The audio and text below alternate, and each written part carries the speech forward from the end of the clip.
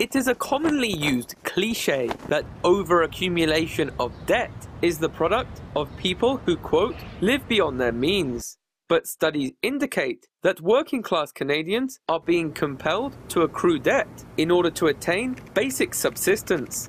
And, according to a new report by credit information organization TransUnion, personal debt levels in Canada are at an all-time high.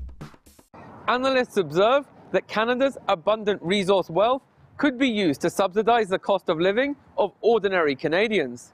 Instead, the majority of Canada's wealth goes to largely foreign resource companies and to homegrown capitalists, leaving working-class Canadians with no other choice than to turn to debt in order to sufficiently provide for themselves and their families.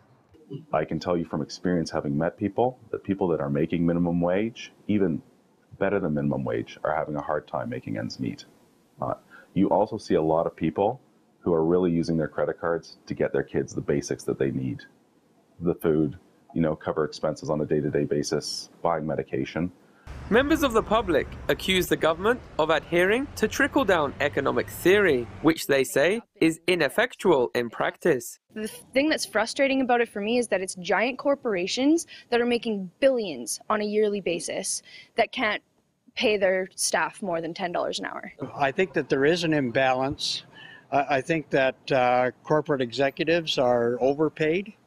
And a lot of the people at the bottom of the corporations don't make as much as they deserve. Critics say many Canadians currently live on poverty wages. Oh, exactly, and I struggle with that almost every month. You can't pay the rent, but you either choose food or rent. For them to make more money, they pay people less. They make more money, and we get by, or we should get by, but you really can't. So. Canada has the third largest oil reserves in the world, and yet no state-owned oil company.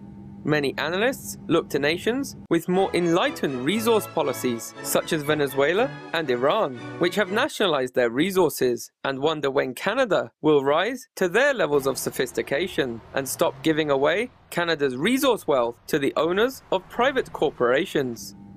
Joshua Blakeney, Press TV, Calgary.